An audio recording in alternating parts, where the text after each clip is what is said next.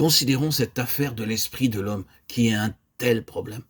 Le Nouveau Testament nous enseigne qu'il y a un autre esprit, l'esprit de Christ. Car ce n'est pas un esprit de timidité que Dieu nous a donné, mais un esprit de force, d'amour et de sagesse, de Timothée 1,7. C'est un autre esprit, un esprit divin, l'esprit de Christ, un nouvel esprit.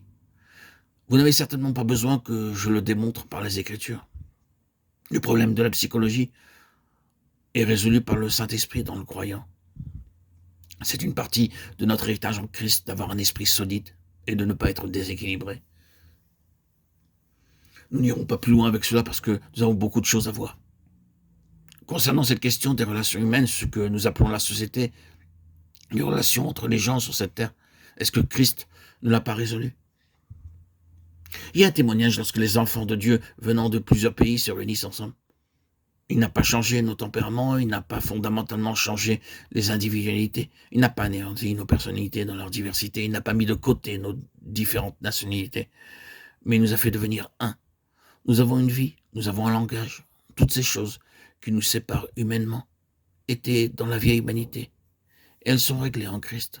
Oh, que nous reconnaissons cela bien davantage. Quand se manifestent les divisions, quand il y a de la dissension et des schismes et des choses semblables, nous sommes dans la sphère de la vieille création. Nous ne sommes pas dans le royaume de Christ. Il a fait dans son humanité une entité corporative différente. C'est une chose merveilleuse, cette entité corporative. Le nouvel homme, Éphésiens 2,15. Il n'y a ici ni grec, ni juif, ni circoncis, ni incirconcis, ni barbare, ni scythe, ni esclave, ni libre, mais Christ est tout et en tous. Colossiens 3,11. Tous sont un.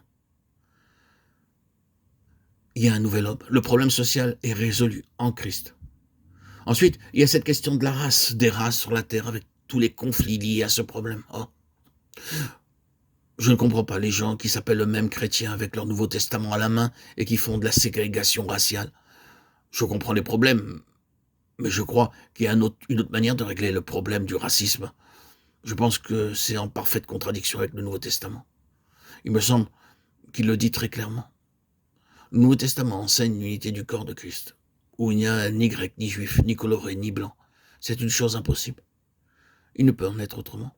Cela ne marchera pas. Sinon, très bien, alors éliminez le Nouveau Testament et cessez de vous appeler vous-même chrétien.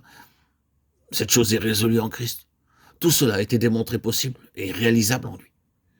Cela nécessite seulement la grâce de Dieu et le gouvernement du Saint-Esprit des deux côtés. Non pas d'un côté seulement, mais des deux côtés.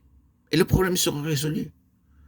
Cela peut nécessiter de la patience, des ajustements, mais la base, c'est qu'il nous a tous baptisés dans un esprit et dans un seul corps, que nous soyons esclaves ou libres, ceci ou cela. Christ règle cette question. Enfin, voyons cette question du péché humain.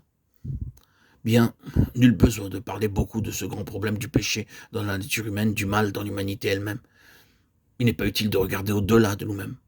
Nous savons que Christ a résolu ce problème. Mais c'est encore un problème insurmontable pour les gens qui s'intéressent à l'éthique. Ce problème qui a débouté de tout temps les philosophes de la moralité est réglé en Christ.